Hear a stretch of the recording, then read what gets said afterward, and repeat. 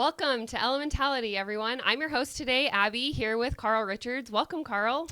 Thanks, Abby. I'm so excited. So happy to be here. I have to say, sitting across from you recording these episodes, I'm like pinching myself that I am sitting here in the same room as Carl Richards, let alone doing a podcast with you. Like, stop. Never in a million years when I got into the industry, only 5 years ago, did I ever think I would be here. So that's so kind. You have done some honored. Amazing work.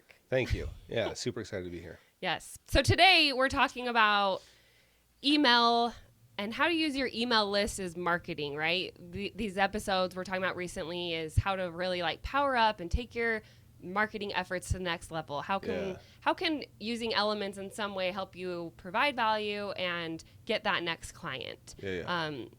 Carl, we all know that you send amazing emails. You send them all the time, probably even when you're sleeping. You have emails going out.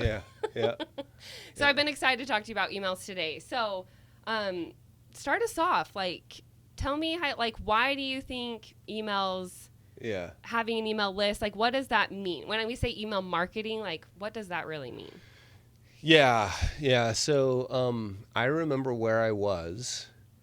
I was driving through the Virgin River Gorge on the way home from Las Vegas. So just before you get to St. George, Utah, out in the middle of the desert, there's this big gorge, this big canyon. It's gorgeous. Yeah, I was driving through. If you've never driven through there, you just need to take that drive because it's gorgeous. Yeah, so I was driving home listening to Seth Godin's Permission Marketing.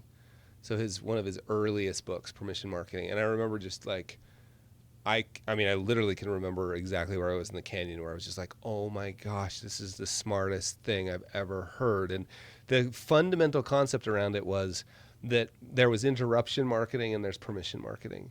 And permission is when somebody raises their hand and says, you can communicate with me again.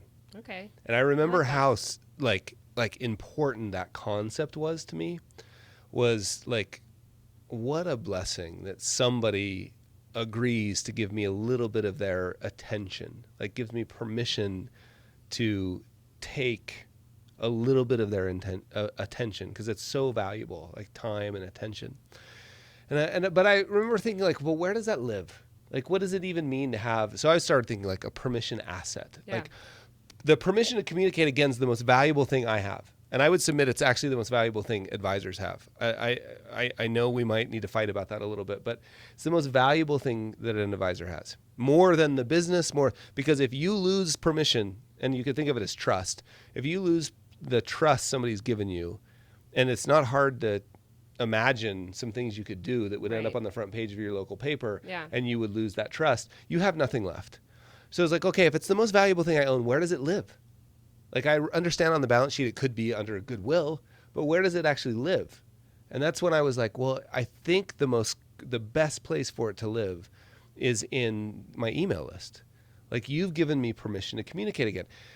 The problem, most advisors, and I know, like, if you're sitting at your desk right now listening to this, do me a favor and reach down with your left hand and open the top drawer of your desk. And what are you going to find in there? And maybe times have changed. Maybe this is all in our iPhones now, but most of us are going to find a pile of business cards. Yep. I know I have one sitting on my desk. Yeah, that we exchanged at some event, or we met someone and they said, hey, here's my card, stay in touch.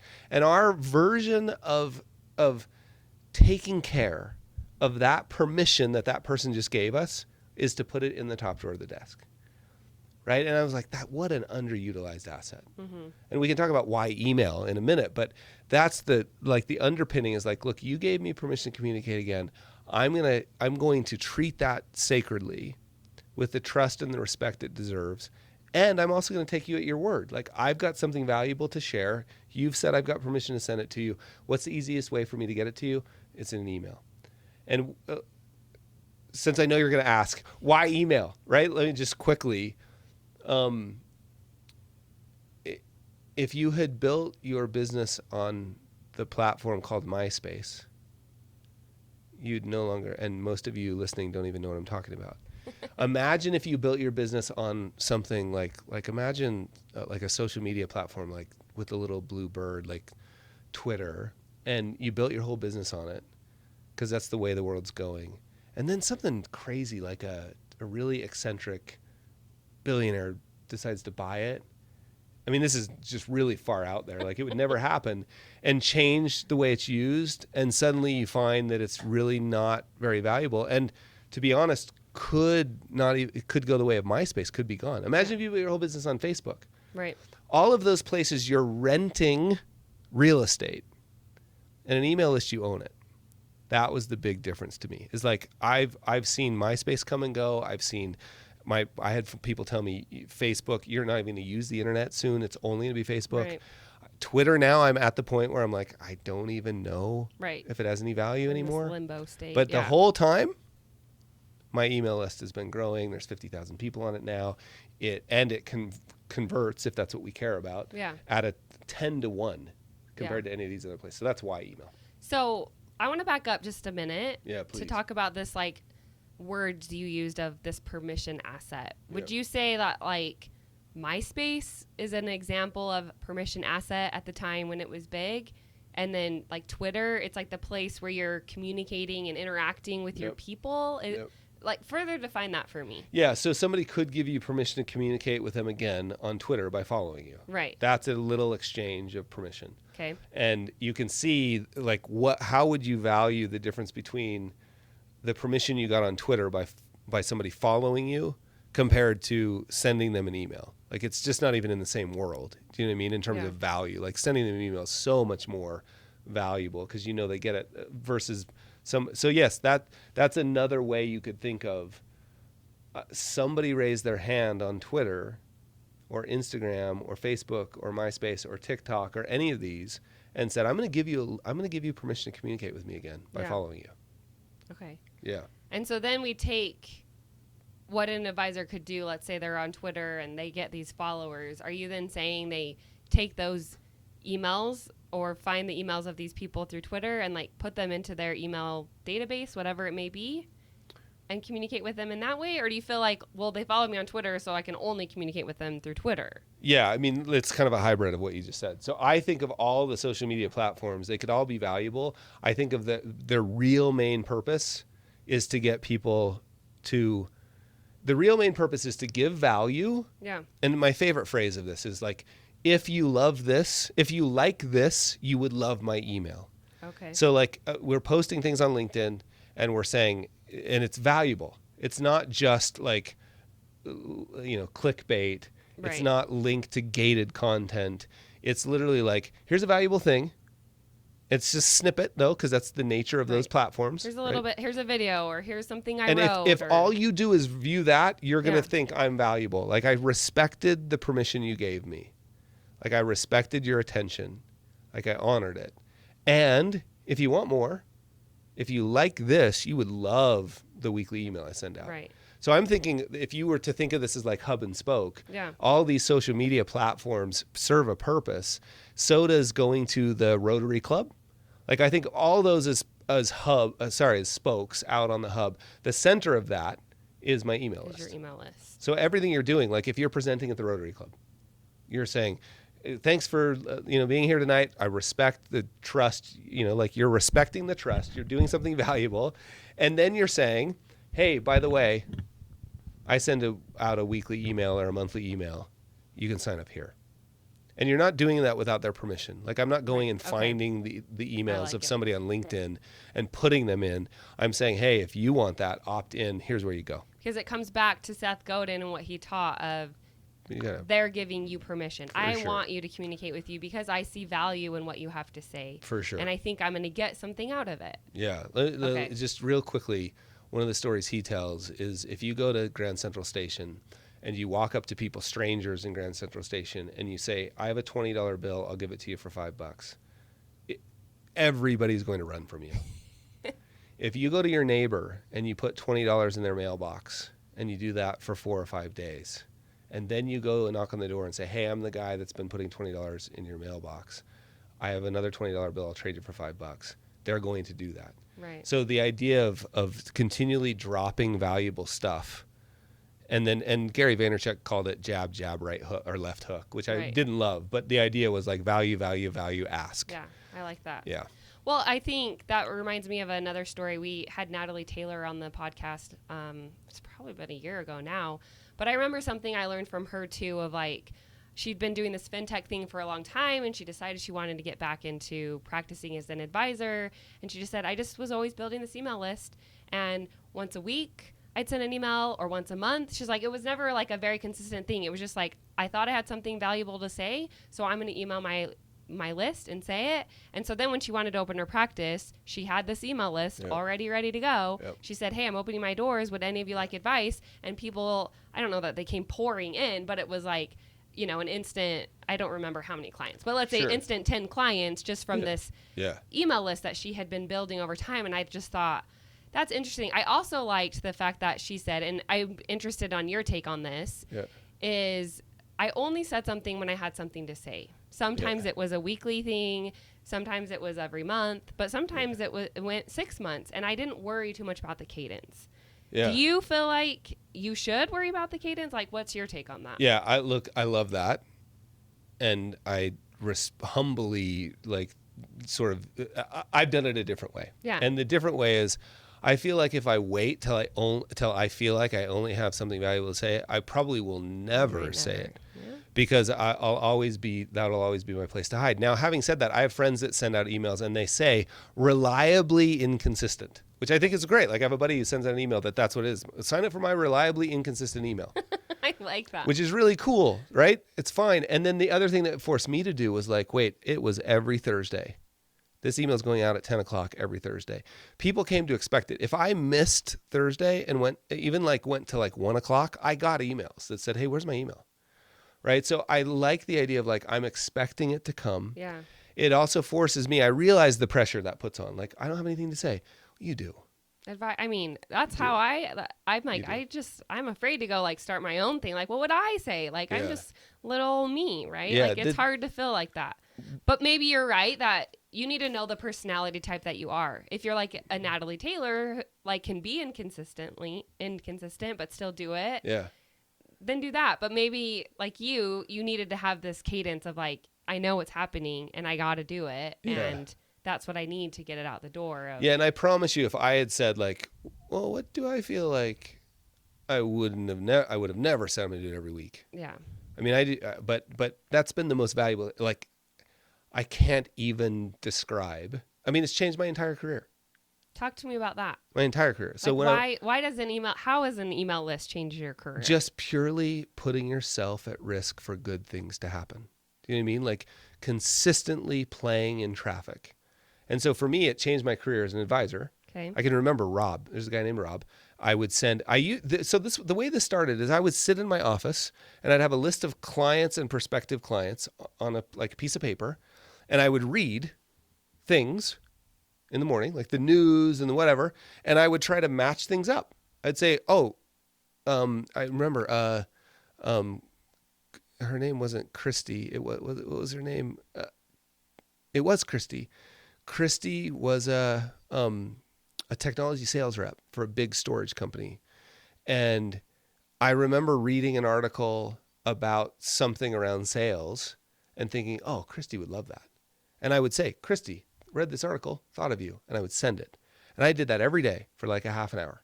Every morning I would just try to match people up. And Rob got one, and I sent a couple different things to Rob, and then I went to visit Rob once at his office, and they had this big open floor plan, and we were walking around, and Rob was introducing people.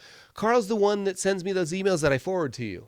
And people were like, well, can I get those? And I was like, oh, that's super fascinating. So that's when I put them all on a list and sent out one email of valuable things. So it over and over, if I were to have and we'll talk about this some point in the future, but if we were to have a breakfast meeting, for instance, like, how am I going to invite people to the breakfast meeting? Right. Well, I have an email list.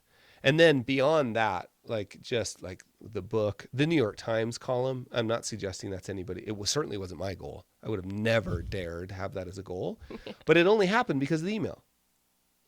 The book only got published because I had an email list. Okay. Right? I bet I'm sitting here talking to you only because Reese read an email. It's true. Yeah. Yes.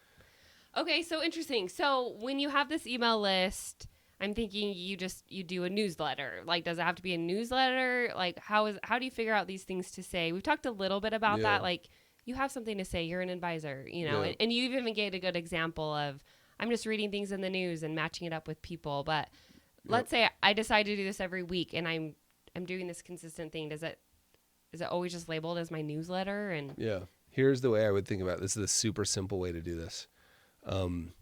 I was super creative in what I called mine. I called it the weekly letter. It's just a crazy idea, right? So I started the weekly letter. Here's the super simple way to do it. Do you read things? Yes. Yes. Do you think about what you read? Yes. What if you just kept a notebook? Like, I have a crazy idea. Apple Notes. I don't know if anybody knows this. There's a really, really complex tool, like really sophisticated tool on your iPhone called Notes. If as you're reading, what if you and you could use a physical notebook next to where you read. You could use ClickUp. You could use Trello. You could use Whatever you Evernote. want, right? Whatever you want. And please spend 17 months debating which one to use, because that'll give you a great place to hide. So that's a great idea. That's the tip. Don't hide. Get going. So Apple Notes, or go buy yourself a cheap notebook steal your daughter's one from school. So you write down what you read and what you thought, just a sentence or two about it. That's number one. The second thing you do is, do you talk to other humans, namely clients or prospective clients? Yes. Pay attention to the questions they ask you. When they ask you a question, write down the question and write down the answer. Yeah. And then when it comes to be Wednesday night, it's Thursday morning at 8, because your email goes out Thursday at 10, you open the notebook. You have 8 things in there, because you read 5 and you had 3 conversations. Yeah. You pick the 3 that matter the most to you. One of them should not be related to money at all. Right? Interesting. Yeah. And I always found those to be the ones that people responded the most to. Like, I love this article about, Jimmy Butler's playoff run, like whatever it is. And then 2 of them are related to money in some way. It could be like somebody wrote something really good about how to behave in a scary market. It could be that, some idea about, a different way of thinking about retirement. Right. So then you open your newsletter thing, and please spend 24 months debating which service to use, or you could use MailChimp or ConvertKit. Right? You open your newsletter thing, you write, here's 3 things I read this week I think you would find valuable. You put the link and a sentence, and that's all. That's like the whole pressure. Like, what you're going to find is that sentence will grow to 2 or 3. It might even grow to a paragraph. I could really send one sentence with a link. 100%. Like, that doesn't feel like 100. How is that even doing anything? Here's the deal. You will find over and over and over. Think of all the time I spend wondering what I should pay attention to. If I could have a trusted voice in my life that serves as a curator. Yeah. And I can't tell you the number of clients that said, I've stopped paying attention too much in the news, because I know if it's important for me to be thinking about, it'll show up in your weekly letter. If that's all you do. Interesting. If that's all you do, let alone as you write your one sentence and it grows to 2 or 3, no pressure. Don't worry that has to happen, but it will just naturally start growing.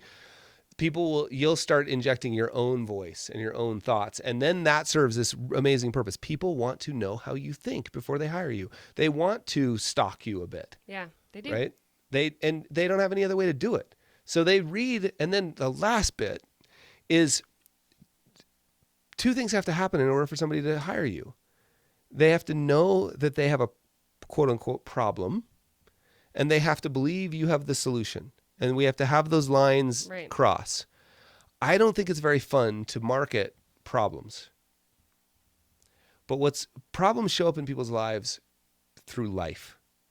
What's really valuable, unfortunately. Yeah, right? I mean, and by problem, I literally just mean like something to solve. Right. Like in the math sense, not necessarily bad. It's just something to solve. So when something to solve comes up that related to money, what we want to do is you're in their minds. Geez, I've been getting Carl's email for 3 years. So if we can just do that at scale, right? Yeah. You've got 100 people and then 500 people and then 1,000 people. And the PS says, hey, by the way, if you find this valuable, don't hesitate to hit forward and share it with a friend. You're not saying, please share it. You're just saying, hey, don't hesitate.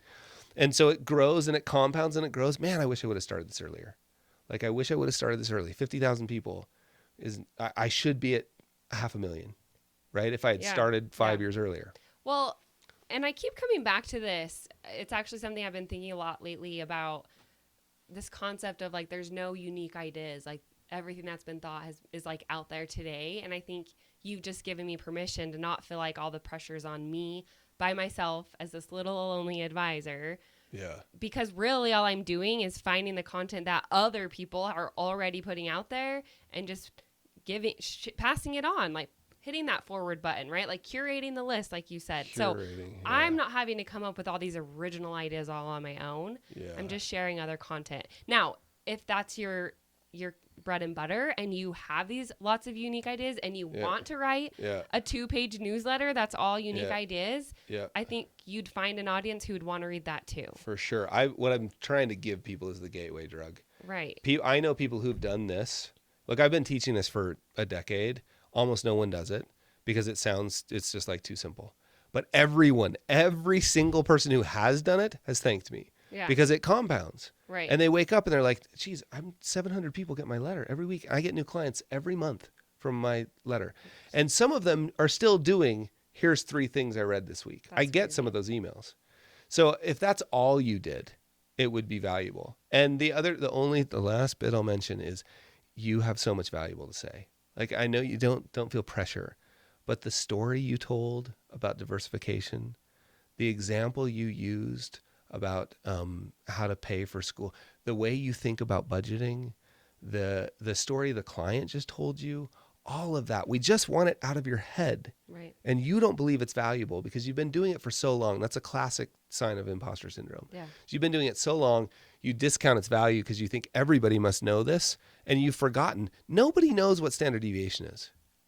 Right? Normal people don't think about volatility. And so if you can just remember what it was like to be new. Yeah. All of that stuff's remember what important. it's like, the things that are in our heads are not in our client's head. That's why they're coming to you for help, right? Yeah. Every client meeting is a story, right? And you don't have to say, I met with John and Jill Smith today. You can just say, I was having lunch with a friend. Right. And this conversation about how to think about life insurance came up. And we talked about this, this, and this. They found that helpful. I hope you do too. Have a great week. Right? That's as hard as this has to be. Amazing. Simplicity, right, is I think what I gleaned from this, because I've just always thought an email list and newsletter is so overwhelming, and I'm not a writer, so there's no way I'd want to do that, and you might have convinced me today that I could actually do it. Yeah, amen, for sure. That's super good. All right, that's what we have for you today. Thanks.